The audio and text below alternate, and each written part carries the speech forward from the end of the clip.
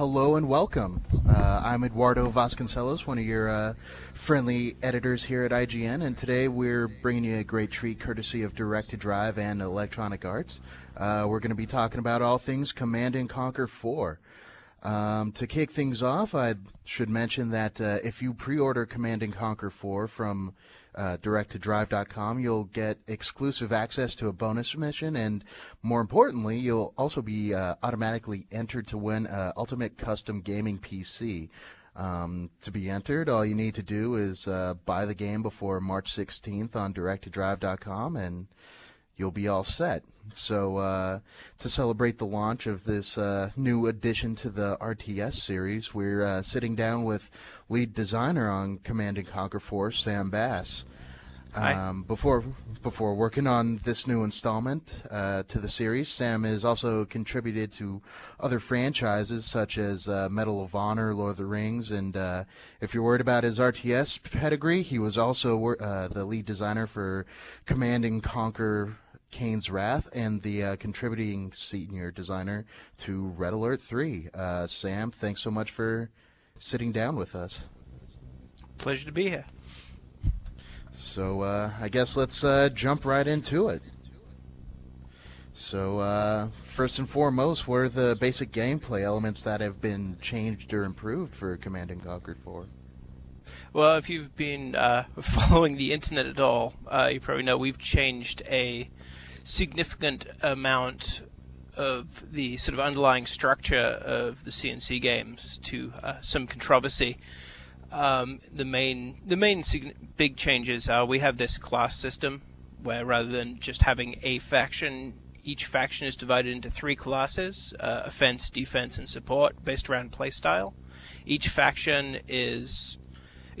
class is essentially its own faction. The only shared unit is the engineer. So we've created essentially 6 factions under the guise of 2.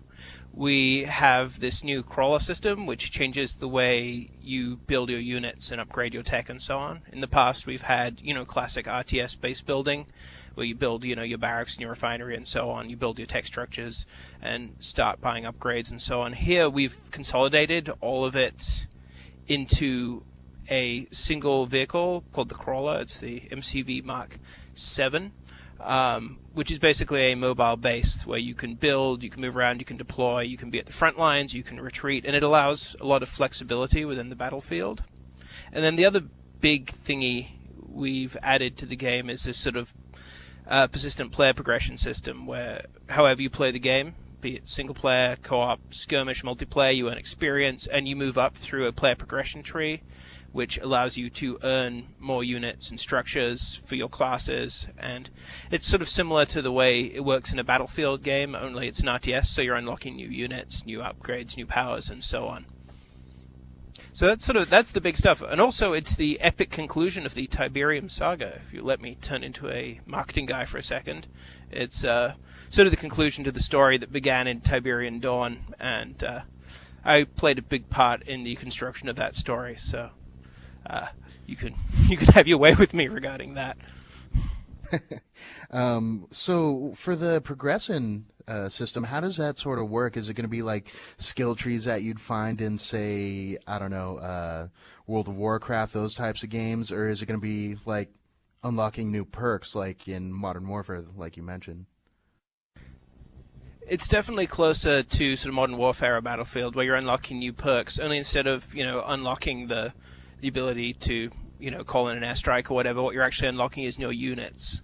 So you'll start off with a good range of basic units in your class, enough that you can, go out, kick some ass, take some names, and then what we've done is rather than making the units that you unlock just more powerful, though some of them are more powerful, which we balance out with our unit cap, we've also tried to just expand tactical options. So as you get more comfortable with the game, you unlock increasingly esoteric units that we spend a long time trying to get right and sort of designing more strategies into the game to utilize.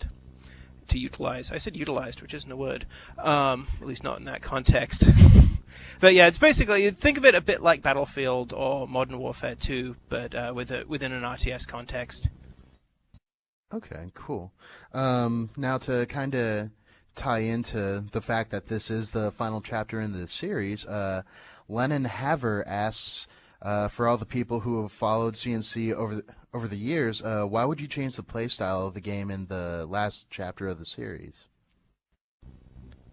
Yeah, that's a complicated one. To sort of get into that, I need to get into sort of a bit of the backstory of how CNC4 came together, which is it essentially started out as a little Skunkworks project after CNC3. We had a small team sequestered off on our floor, basically experimenting with the RTS genre and seeing if we could do things outside the norm.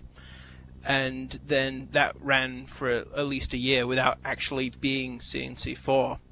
And then further down the line, the powers that be decided they wanted another Command & Conquer. Command & Conquer 3 did very well. It was a successful game.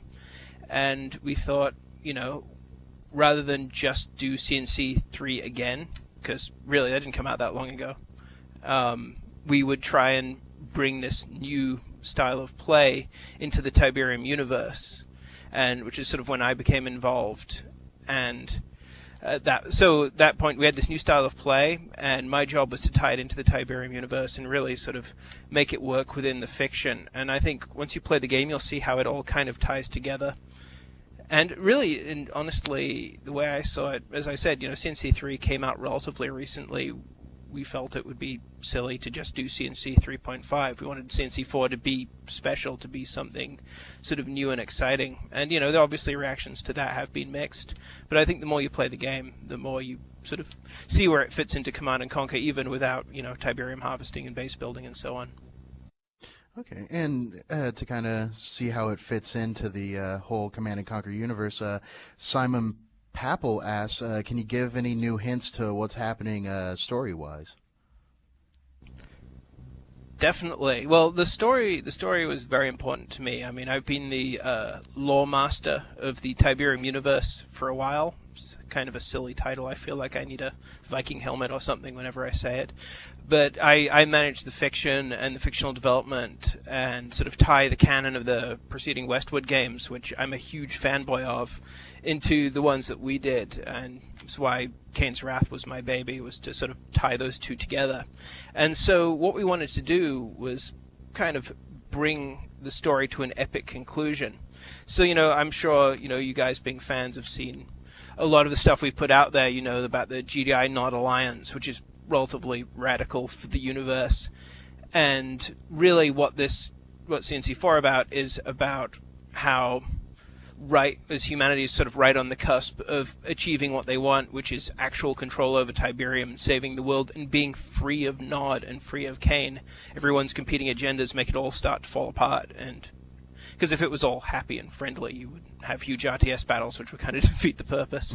But in terms of hints for what's happening in the story, there's some stuff in the trailer that you might not have noticed, but we really wanted to give you a different perspective of who Kane is and what Kane wants to be, and and not just in revealing his backstory, but sort of understanding how he sees the world and how it is to be the sort of the leader of this massive messianic cult built in your image. And so we get pretty deep into that in the Nod campaign. And to say more would be a spoiler, but there's some stuff in there that when I wrote the story, I had to do a lot of convincing with other people to go ahead with, but I think you'll think it's pretty cool when you see it. Now, are the Nod and GDI stories going on parallel to each other, or is one happening before the other? How is that going to play out? Yeah, they are. They actually do run in parallel. The idea is that basically you start out the game as a GDI commander, war hero who's been sort of horrifically injured in an event called the Incursion War that takes place before the game. Which was a product of a massive action by anti-Kane sort of Nod separatist insurgents. And that's sort of a subplot within the motion comic we've just started releasing. So if you're hardcore, read the motion comic, it's in there. And the idea is you start out for GDI, and sort of a couple missions into the campaign are offered the classic, do I want to stay with GDI or do I want to go with Nod?